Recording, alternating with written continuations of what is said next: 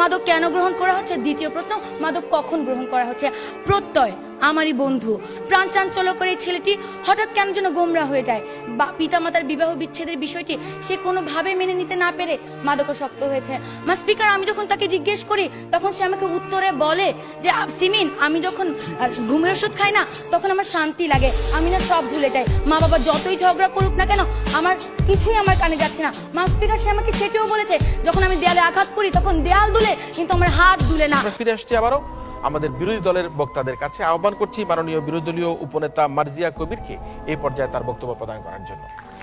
48, 52, 71 আর 90, 21 শতকের প্রেরণা। এখনই সময় হবে নতুন স্বপ্নের সূচনা। আর এই নতুন স্বপ্ন সূচনার অগ্রযাত্রা আজ থেমে গেছে যুব সমাজের অবক্ষয়ের কারণে।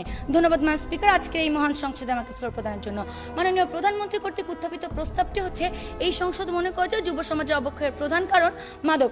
মান স্পিকার, আমি যখন এই বিষয়টি পেয়েছি বিরোধিতা করার জন্য তখনই আমার মনে দুটি প্রশ্ন জেগে ওঠে। প্রশ্ন, মাদক কেন গ্রহণ করা হচ্ছে, দ্বিতীয় প্রশ্ন, মাদক কখন গ্রহণ করা হচ্ছে। এই দুটি প্রশ্নের উত্তর যখন আমি বের করছি ঠিক তখনই দেখা গেছে যুব সমাজের অবক্ষয়ের কারণে আজকে মাদক গ্রহণ করা হচ্ছে, মাদকের কারণে আর যুব সমাজের অবক্ষয় নয় মান স্পিকার। আর এরই মাধ্যমে আমার দলীয় অবস্থান স্পষ্ট হয়ে যায় এবং সরকারি দলের অবস্থান পুরোপুরি ভেঙে পড়ে। মান স্পিকার, সরাসরি চলে যাচ্ছে আমার দলের নেতা কর্তৃক অর্পিত দায়িত্বে। আমি আজকে আমার জীবনের বাস্তবধর্মী একটি কাহিনী বলবো। প্রত্যয় আমারই বন্ধু, প্রাণ চাঞ্চল্যকর এই ছেলেটি হঠাৎ কেন যেন গোমরা হয়ে যায়।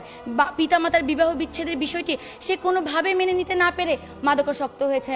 স্পিকার, আমি যখন তাকে জিজ্ঞেস করি তখন সে আমাকে উত্তরে বলে যে সিমিন, আমি যখন ঘুমের ওষুধ খাই না তখন আমার শান্তি লাগে, আমি না সব ভুলে যাই। মা বাবা যতই ঝগড়া করুক না কেন আমার কিছুই আমার কানে যাচ্ছে না। স্পিকার, সে আমাকে সেটিও বলেছে যখন আমি দেয়ালে আঘাত করি তখন দেয়াল দুলে কিন্তু আমার হাত দুলে না। স্পিকার, এই ক্ষেত্রে যে ভালোবাসা তার পিতামাতার কাছ থেকে পাওয়ার কথা ছিল সে শান্তি নাকি সে মাদকের কাছ থেকে পাচ্ছে। আর এই ক্ষেত্রে যদি মাদকাসক্তি প্রধান কারণ হয় তাহলে কেন সচেতন পরিবারের একজন সদস্য হয়ে আপনি মাদক গ্রহণ করছেন না? প্রশ্ন রয়ে গেল জাতির এই মহান সংসদে, প্রশ্ন রয়ে স্পিকার সরকারি দলের কাছে। স্পিকার, আজকে লক্ষ্য করুন আমাদের দেশে 24.5% যে ছেলে মেয়ে রয়েছে তারা ইচ্ছার বশে পড়ে মাদক গ্রহণ করছে।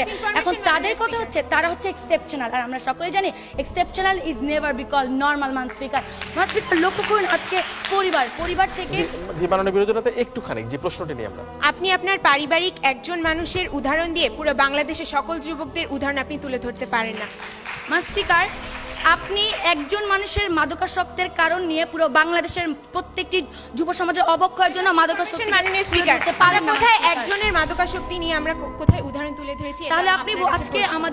তাহলে আজকে আপনি বলে যাবেন যে আজকে যে অবক্ষয়গুলো ঘটছে সেই অবক্ষয়ের মধ্যে যদি আমরা মাদককে উঠিয়ে দিই যুব সমাজে কি আর কখনো অবক্ষয় ঘটবে না? আর যখন মাদক ছিল না তখন কি যুব সমাজে অবক্ষয় ঘটেনি? আচ্ছা করে অবশ্যই উত্তর দিয়ে যাবেন। মাননীয় স্পিকার, পয়েন্ট অফ ইনফরমেশন, যখন মাদক ছিল না তখন অবক্ষয়ের মাত্রা এত ছিল না। দিনে দিনে মাদকের সহজলভ্যতা এবং মাদকের পরিমাণ দিন দিন বৃদ্ধি পাচ্ছে। শেষে এখন এই জন্যই আমাদেরকে আমরা সেই ব্যাখ্যায় পরে যাব। মাননীয় সংসদ নেতা আসুন আপনার বক্তব্য প্রদান করুন। স্পিকার, পরিবার, a strong family bondage is a precondition for a successful social administration. পরিবার থেকে একটি সন্তান সামাজিক নৈতিক মূল্যবোধ শিখে, কিন্তু আজকে এই সন্তানরা পরিবার থেকে সেই সামাজিক নৈতিক মূল্যবোধ শিক্ষা পাচ্ছে কি? স্পিকার, প্রশ্ন রয়ে গেল সরকারি দলের কাছে। স্পিকার, আজকে ঐশী হচ্ছে বর্তমানে আলোচিত একটি নাম, কিন্তু ঐশীর নৈতিক অবক্ষয় কখন ঘটেছে? যখন সে দেখেছে তার পিতা অবৈধ উপায়ে অর্থ উপার্জন করছে, ঠিক তখন ঘটেছে যখন দেখেছে তার পিতামাতা তারই ব্যাপারে অসচেতন। আর সেই নৈতিক অবক্ষয় তাকে ঠেলে নিয়ে গেছে মাদকের কাছে, মাদক তাকে সেই নৈতিক অবক্ষয়ের দিকে ঠেলে নেয়নি। স্পিকার, আজকে লক্ষ্য করুন যে আজকে শিক্ষাই জাতীয় মেরুদণ্ড। আর কতটুকু নৈতিকতার বিসর্জন দিলে আজকে আমাদের বাংলাদেশের সর্বোচ্চ বিদ্যাপীঠ ঢাকা ইউনিভার্সিটির কয়েকটি প্রাঙ্গণ আজ পরিণত হয়েছে গাধার রাস্তায়। স্পিকার, আর কত নৈতিকতার বিসর্জন দিলে আপনারা স্বীকার করবেন যে যুব সমাজের অবক্ষয়ের প্রধান কারণ কখনোই মাদক নয়?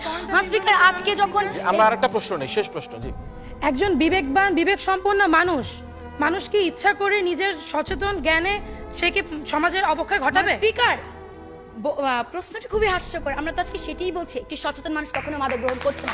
যখন নৈতিক অবক্ষয় ঘটছে পুরো প্রশ্ন, মানুষের বিবেক কখন লোপ পায়? প্রতিপক্ষ মাদকের কারণে কি মানুষের বিবেক লোপ পাচ্ছে? যখন সে অসচেতন, ধর্মীয় শিক্ষা মেনে চলছে না, সুশিক্ষার অভাব হচ্ছে, ঠিক তখনই নৈতিক অবক্ষয় করছে এবং ঠিক তখনই সে মাদক গ্রহণ করছে।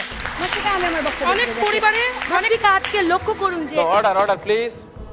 স্পিকার আর কতটুকু নৈতিকতার বিসর্জন দিলে তারা এটি স্বীকার করবেন যে যুব সমাজে অবক্ষয়ের পিছনে কখনোই মাদক প্রধান কারণ না স্পিকার। স্পিকার লক্ষ্য করুন, আজকে একটি যুবক যখন তার বাবার কষ্টের টাকায় লেখাপড়া করে যখন চাকরি পাচ্ছে না, যখন দারিদ্রতার কারণে তার সকল ইচ্ছাকে আজ কবর দিতে হচ্ছে, ঠিক সেই সময়টা যে হতাশা, সেই হতাশাকে আপনারা বুঝবেন। সেই হতাশার কারণে আজকে সে বিভিন্ন ধরনের অপরাধ দিকে ঝুঁকে যাচ্ছে মান স্পিকার। আর অপরাধ কতটুকু মাদক নিয়ন্ত্রণ করছে আজকে আমার সেটি সরকারি দলের কাছে প্রশ্ন মান স্পিকার। মান স্পিকার লক্ষ্য করুন, আজকে আমরা যে ধর্ম আমাদেরকে শান্তি দিক শিখাবে, ধর্ম শান্তির প্রতীক, কিন্তু আজকে যে ধর্মের নামে আমরা এই যুব সমাজ মৌলবাদ জঙ্গিবাদ ছড়াচ্ছে, সেইটুকুর কারণে যে অবক্ষয় ঘটছে তা কিভাবে মাদক নিয়ন্ত্রণ করবে মান স্পিকার? আর প্রশ্ন রয়ে গেল সরকারি দলের কাছে মান স্পিকার, এগুলোর মাধ্যমে আজকে আপনারা কিভাবে বলছেন যে যুব সমাজে অবক্ষয়ের প্রধান কারণ হচ্ছে মাদক? মান স্পিকার, আজকে আমি বিভিন্ন ধরনের কারণের মাধ্যমে এটি স্পষ্ট করে দিয়ে গেলাম যে যুব সমাজে অবক্ষয়ের প্রধান কারণ কখনোই মাদক নয়। আমার দলের সাংসদের এসে আরো স্পষ্ট কারণ দেখিয়ে যাবেন। মান স্পিকার, আজকে যদি তারা এটি প্রমাণ করতে চাইতো যে যুব সমাজে অবক্ষয়ের প্রধান কারণ, তাহলে তাদের এটিও প্রমাণ করার কথা ছিল যে আমরা যে আমাদের দলের নেতা এবং আমি যে ক্ষেত্রগুলো দেখে গেছি, সেই ক্ষেত্রগুলো যুব সমাজের অবক্ষয়ের পিছনে কখনোই প্রধান কারণ হিসেবে দায়ী নয় মান স্পিকার। কিন্তু তারা সেটি দেখাতে ব্যর্থ হয়েছেন। আশা করি সাংসদ এসে সেটি দেখিয়ে যাবেন। যদি সেটি দেখাতে না পারেন, তাহলে আজকের এই মঞ্চের প্রত্যেকটি মানুষ মানতে বাধ্য, যুব সমাজের অবক্ষয়ের পিছনের প্রধান কারণ কখনোই মাদক নয়। আজকে নৈতিক অবক্ষয়ের কারণে, পারিবারিক অসচেতনতার কারণে অবক্ষয় ঘটছে এবং সেই অবক্ষয় তাকে নিয়ে যাচ্ছে মাদকের দিকে। স্পিকার, আজকে তাদের কথা শুনে মনে হচ্ছে যে তাদেরকে যদি কেউ ইট ছুঁড়ে মারে, তারা তাদের বিপরীতে ফুল ছুঁড়ে মারবে, কিন্তু সেই ফুলের সাথে যে টপটি থাকবে সেটি তারা আজকে অস্বীকার করে যাচ্ছে। স্পিকার, আজকে তারা তিনজন চোখ বন্ধ করে রাখতে পারে, কিন্তু এই 16 কোটি বাঙালির সাথে আপনার চোখটিও খোলা আছে মান স্পিকার। আপনি দেখতে পারবেন যে আসল সত্যিটা কি। তাই আজকে আমরা যুব সমাজের অবক্ষয় রোধ করতে চাই মান স্পিকার। তাই আজকে আপনার কাছে বিনীত আবেদন, এই সংসদে যাতে এই প্রস্তাবটি গৃহীত না হয় এবং যুব সমাজের অবক্ষয় রোধ করতে আপনি আমাদের সাথে এগিয়ে আসেন। ধন্যবাদ মান স্পিকার, ধন্যবাদ সবাইকে। ধন্যবাদ মার্জিয়া কবিরকে।